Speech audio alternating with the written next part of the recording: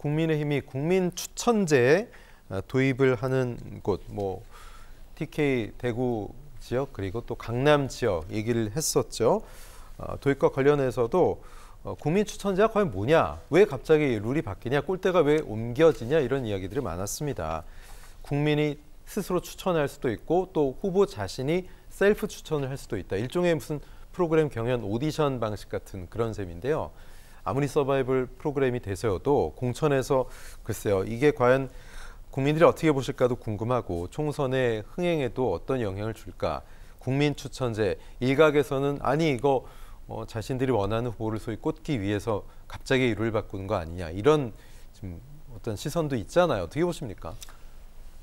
그래서 이제 국민의힘의 공천 내용이 다 드러나고 나니까 여러 가지가 문제가 있지 않습니까? 현역 불패에, 네. 그다음에 다선 불패에, 거기다가 연령도 상당히 높고 예. 또 이제 원하는 윤핵관이나 용산 핵관들이 또 꽂혀지고 마지막에 노른자가 남은 데가 이제 강남과 TK인데 네네. 오늘도 뭐 다른 데가 몇 개 나오긴 했습니다만은 이게 이제 조금 면피를 하고 싶은 거죠. 눈 가리고 아웅해서 우리도 국민 추천제라는 걸 좀 했으면 좋겠다. 근데 조금 오만해 보이긴 합니다. 네. 이건 뭐냐면 워낙 우리의 텃밭이기 때문에 네. 우리가 비례대표를 공천하듯이 하겠다. 네. 근데 그렇게 됐을 때는 대개는 이게 아무리 국민 경선의 방식을 택한다 하더라도 예. 원하는 쪽으로 여론을 몰아갈 가능성도 상당히 있지요. 네, 네. 그래서 이제 눈 가리고 아웅한다 이런 생각이 듭니다. 예. 네. 조금 전에 이제 국민의힘 추가 공천 결과 발표가 좀 난 것들이 있는데 지금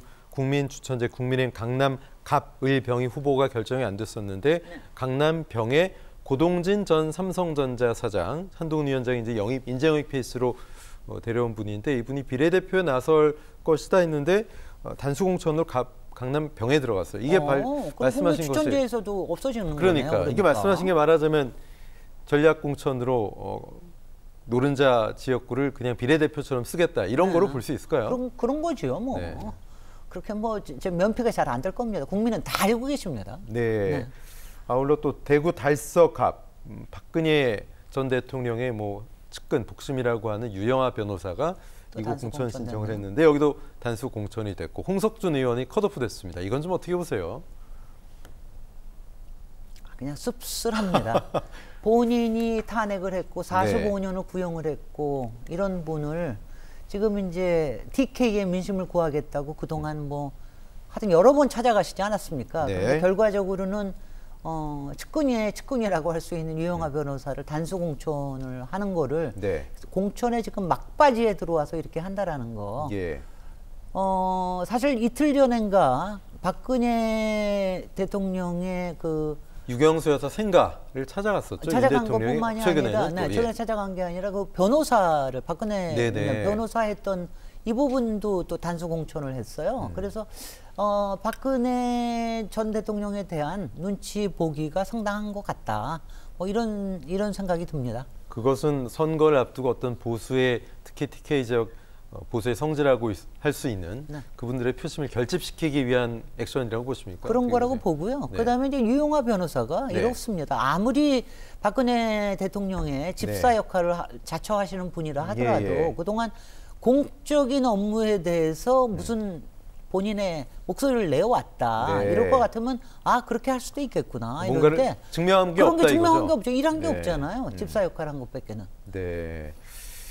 그렇군요. 어쨌든 강남 지역의 이제 병은 고동진 전 사장, 갑을은 아직 결정이 안 됐고 국민 추천제 갈 것 같고 민주당에서는 일찌감치 후보는 결정이 됐습니다. 하지만 워낙 국민의힘 텃밭 지역이기 때문에 어떤 승부를 보여줄지 좀 궁금한데요. 자, 이제 특히 울산 지역으로 가보면 울산에서 유일하게 후보가 안정해진 곳이 이제 남구 갑 여기인데 이게 이제 국민 추천제가 될 수 있다는 관측. 현역인 이채익 의원이 반발했다는 말씀 좀 전에 하셨는데. 지금 어떻게 돌아가는 부분을 보면 현역들이 반발하거나 기존의 예비 후보들이 반발하는 것은 그냥 지나가는 바람처럼 그렇게 느껴지거든요. 결국은 잦아드는 어떻게 예상하십니까? 잦아들겠죠. 아까도 얘기했지만 입틀막, 그다음에 입국닷 이게 국힘의 전통이기 때문에 그리고 국힘에서 할 수 있는 건 여러 가지 자리에 대한 제한이나 이런 게 가능할 수 있기 때문에 여기서도 잘 모르겠습니다. 뭐 그렇게 되지 않을까. 그다음에 이제 아까 강남의 그 민주당 그 후보들은 네. 또 교육 전문가고 또 강남의 닥터, 네. 강남의 교육열을 이렇게 좀 대변할 수 있는 네네. 이런 위원들을 미리 좀 선정해 놨습니다. 예. 네. 김태영 전 민주당 교육연수원부원장 그리고 강청희 전 대한의사협회 부회장 이분들 말씀하시는 네네. 거죠? 박경미 전 청와대 대변인도 교육 전문가시거든요. 네, 그렇죠. 네. 어쨌든 국민 추천제를 5곳으로 하겠다고 했다가 이제 3곳으로 또 하겠다 이렇게 줄였는데 네. 뭐 최대한 심플하게 뭐 여기에 어떻게 보면 시간이 얼마 안 남았기 때문에 시간을 뺏길 수도 있고 에너지를 안 쓰겠다 이런 건지 어떻게 보십니까? 이것도 결국은 형식적으로 그냥 구색 맞추기식 그런 시스템을 만든 거라고 보세요. 그렇지요. 뭐 그거 왜냐하면 뭐라도 네. 누구라도 이런 단수 공천을 이제 여기다 해야 되는 것보다는 네. 그래도 뭔가 근데 지금 현역 중에는 마음에 드는 사람이 없는 거죠. 누구를 꽂을 사람은 있어야 되겠고. 네. 그러니까 이런 형식을 오디션의 형식을 취하는 거 아니겠습니까? 네.